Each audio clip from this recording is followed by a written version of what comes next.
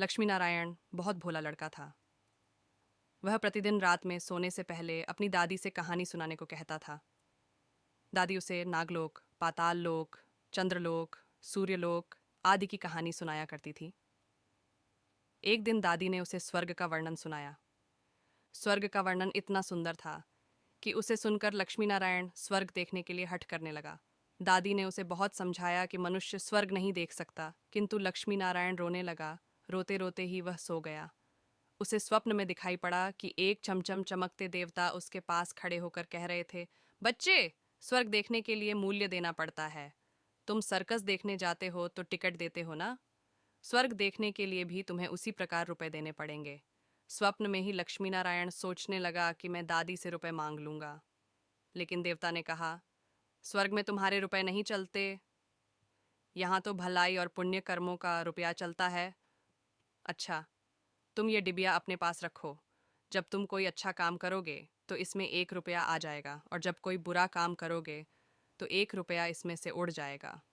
जब यह डिबिया भर जाएगी तब तुम स्वर्ग देख सकोगे। जब लक्ष्मी नारायण की नींद टूटी तो उसने अपने सिरहाने सचमुच एक डिबिया देखी। डिबिया लेकर वह बड़ा प्रसन्न हुआ। उस दिन दादी ने उसे एक पैसा दिया। पैसा लेकर वह घर से निकला। एक रोगी भिखारी उससे पैसा मांगने लगा। लक्ष्मी नारायण भिखारी को बिना पैसे दिए भाग जाना चाहता था। इतने में उसने अपने अध्यापक को सामने से आते देखा। उसके अध्यापक उदार लड़कों की बहुत प्रशंसा किया करते थे। उन्हें देखकर लक्ष्मी नारायण ने भिखारी को पैसा दे दिया। अध्यापक ने उसकी पीठ ठोकी और प्रशंसा की। घर लौटकर लक्ष्मी नारायण ने वह डिबिया खोली, किंतु वह खाली पड़ी थी। इस बात से लक्ष्मी नारायण को बहुत दुख हुआ। वह रोते रोते सो गया। सपने में उसे वही देवता फिर दिखाई पड़े और बोले, तुमने अध्यापक से प्रशंसा पाने के लिए पैसा दिया था। सो प्रशंसा मिल गई। अब रोते क्यों हो? किसी लाभ की आशा से जो अच्छा काम किया जाता है वह तो व्यापार है, वह पुण्य थोड़ी है। दूसरे दिन लक्ष्मी नारायण को उसकी दादी ने 2 आने पैसे दिए।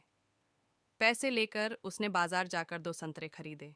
उसका साथी मोतीलाल बीमार था। बाजार से लौटते समय वह अपने मित्र को देखने उसके घर चला गया। मोतीलाल को देखने उसके घर वैद्य आए थे। वैद्य जी ने दवा देकर मोतीलाल की माता से कहा, इसे आज संतरे का रस देना। मोतीलाल की माता बहुत गरीब थी। वह रोने लगी और बोली, मैं मजदूरी करके पेट भरती हूँ।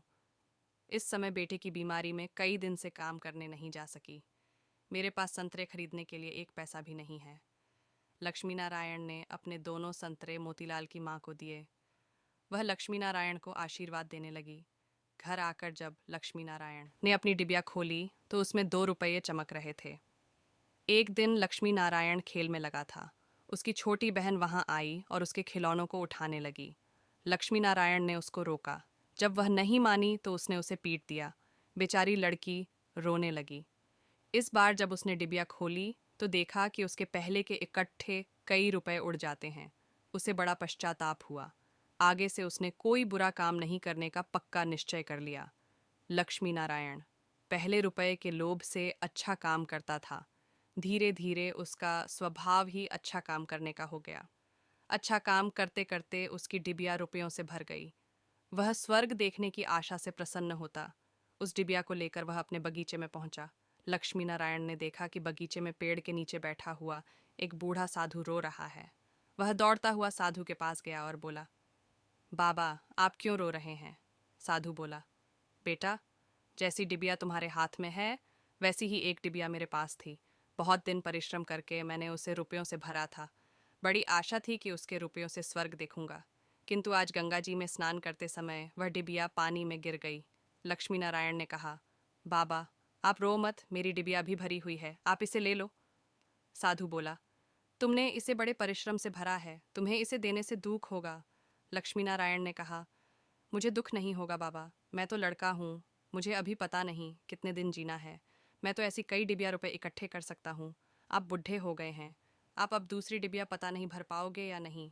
मेरी डिबिया ले लीजिए। साधु ने डिबिया लेकर लक्ष्मी नारायण के नेत्रों पर हाथ फेर दिया। लक्ष्मी नारायण के नेत्र बंद हो गए। उसे स्वर्ग दिखाई पड़ने लगा। ऐसा सुंदर स्वर्ग कि दादी जी ने स्वर्ग का वर्णन किया था। वह वर्णन तो स्वर्ग के एक कोने का भी ठीक वर्णन नहीं था। जब लक्ष्मी नारायण ने नेत्र खोला तो साधु के बदले स्वप्न में दिखाई पड़ने वाला वही देवता उसके सामने प्रत्यक्ष खड़ा था। देवता ने कहा, बेटा, जो लोग अच्छे काम करते हैं स्वर्ग उनका घर बन जाता है। तुम इसी प्रकार जीवन में भलाई करते रहोगे तो अंत में स्वर्ग में पहुंच जाओगे। देवता इतना कहकर वही अदृश्य हो गए। कहानी की शिक्षा: मनुष्य जैसे काम करता है वैसा उसका स्वभाव हो जाता है। जो बुरे काम करता है उसका स्वभाव बुरा हो जाता है। उसे फिर बुरा काम करने में ही आनंद आता है।